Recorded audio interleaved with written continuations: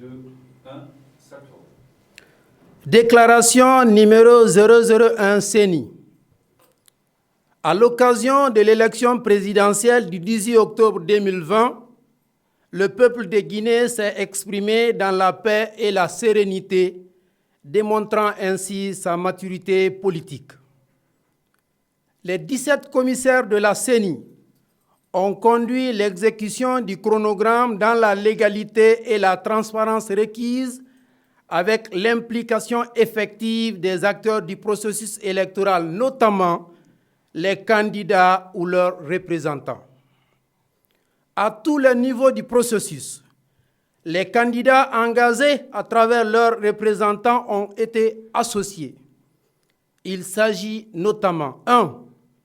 Dans les bureaux de vote, en plus des 2 assesseurs qui ont été tirés au sort parmi les représentants des candidats, il était un droit pour chaque candidat de se faire représenter par un délégué. 2. Dans les commissions administratives de centralisation des votes CACV, en dehors des 2 assesseurs qui sont issus des partis politiques candidats, chaque candidat était représenté dans les 38 CACV au plan national et les 8 CACV à l'extérieur du pays. 3. Dans la Commission nationale de totalisation des résultats, composée de l'ensemble des commissaires de la CENI, la commission de totalisation des résultats était ouverte aux représentants des candidats. Les bureaux de vote, les CACV et la commission nationale de totalisation étaient tous ouverts aux observateurs nationaux et internationaux et qui y ont effectivement et librement accédé.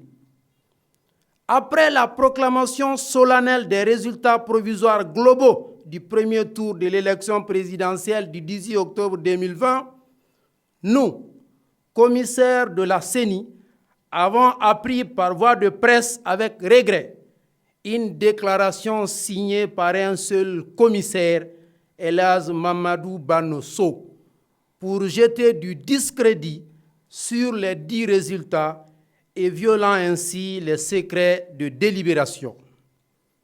Cette attitude de notre collègue viole systématiquement l'article 12 de la loi organique L 2018-044 AN, modifiant certaines dispositions de la loi organique L 2012-016 CNT portant création, organisation, attribution et fonctionnement de la Commission électorale nationale indépendante qui dispose, citation, « Avant d'entrer en fonction, tout membre de la CENI doit prêter devant la Cour constitutionnelle le serment suivant.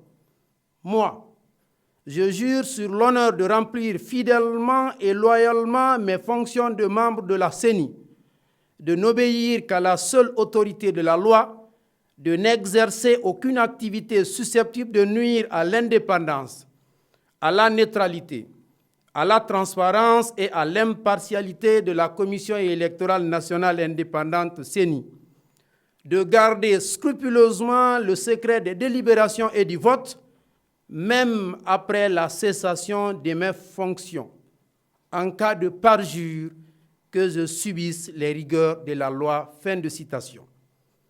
Condamnant cette attitude non fondée, la Commission électorale nationale indépendante appelle l'opinion nationale et internationale à ne pas faire l'amalgame entre l'institution et le commissaire signateur. Elle se réserve le droit de poursuite contre l'intéressé pour, entre autres, faire constater le parjure. En conséquence, la Commission électorale nationale indépendante informe l'opinion publique qu'après la proclamation des résultats provisoires globaux du premier tour de l'élection présidentielle, elle est complètement dessaisie et que toute réclamation ou contestation des 10 résultats devrait être portée devant la Cour constitutionnelle. Pour la plénière du 26 octobre 2020, le président Kabinet Sissé. Je vous remercie.